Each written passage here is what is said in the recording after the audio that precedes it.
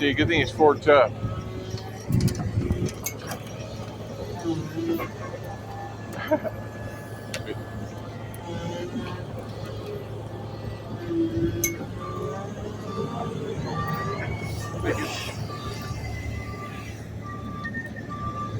He barely even squat. We probably got about 2,300 pounds on there. So now we just gotta push it down into it and get the tarp over it. Then we get to go spread it. So this is what permaculture looks like in the desert. Right? Looks like nighttime because it's too hot to work during the day. It's too hot to work during the day because the ground isn't hydrated. And so it acts like a mirror or a reflector. And so when it's really, really hot outside, it's really, really hot outside. And when it's really, really cold outside, it's really, really cold. But that's because the subsurface temperature isn't making it to the surface.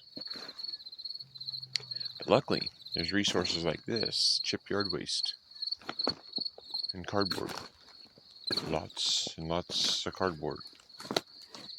That when we put them together, this video is not going to be great because, it's nighttime.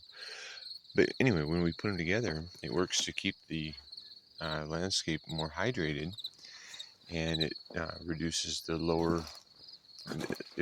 the experienced extremes. So, and sometimes you got to go to extremes. It takes a lot of work, but it's worth it. I've been putting this stuff all over the landscape for quite some time now with some really great benefits. Like I don't need a gym membership, right? Because that's 2,700 pounds of mulch that I get to spread by hand. Right now it's about 150 in the morning, and so I'm wearing a sweatshirt and and clothes that you wouldn't think you're wearing in the summertime or in the winter. Yeah, in the summertime. But at night in the desert, it's cold. During the day in the desert, it's really hot. And with the hydrated landscape, we kind of find a happy ground, middle ground. All right, so this is what permaculture is looking like in the daytime now that it's about 5 o'clock and I've gotten a good 3-hour workout in. Spread mulch.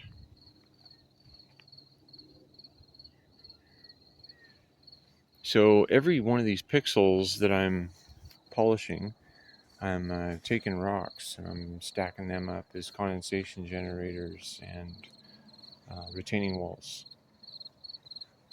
And then I'm laying a bunch of cardboard down, like what you just saw previously, and then covering it with the mulch. And these are areas that have already, the landscape has been shifted in a way that leveled it off, because there's parts that aren't level and there's parts that are. And these parts that are really growing and benefiting from the permaculture techniques that have been implemented into the landscape.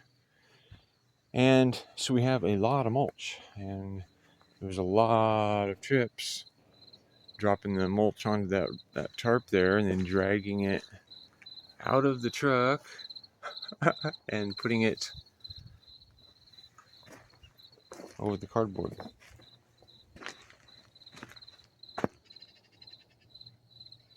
So this is an area that I've been collecting some pallets, because the pallets, there's a lot of aspects of permaculture that people haven't yet recognized, or I think more people would be doing it.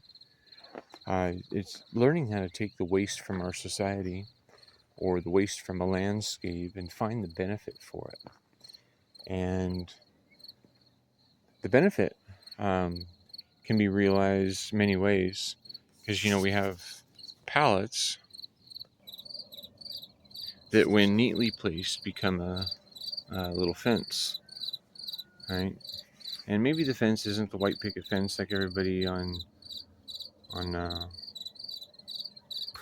Wall Street has, right?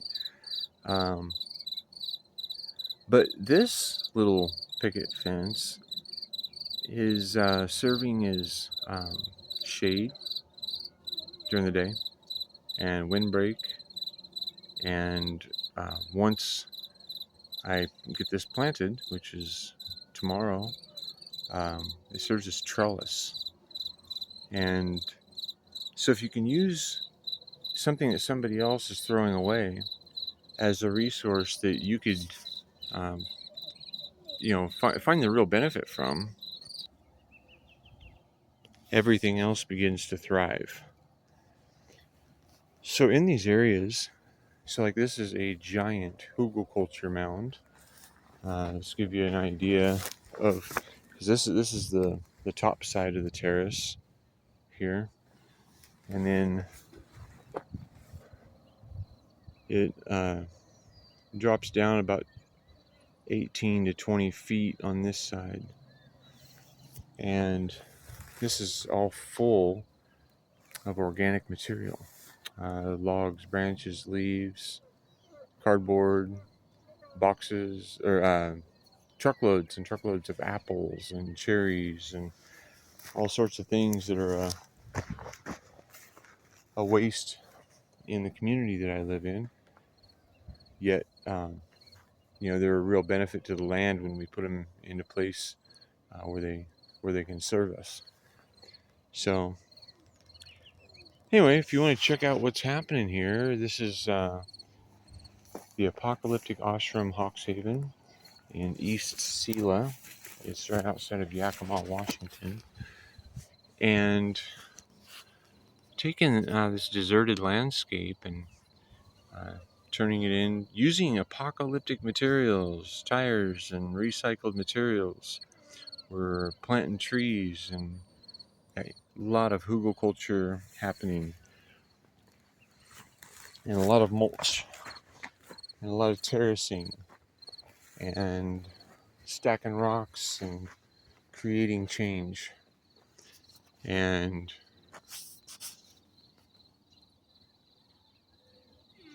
luckily there's solutions to the problems that we're facing.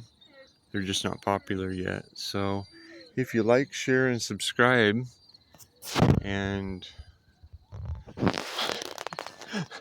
give us a thumbs up, or whatever these things happen on social media. The dogs are like, we have been out here for 3 hours. Do you know this? Do you know this? Oh my goodness, I know. And you got tangled up? Oh my. Yes, you got tangled. Yeah, poor baby.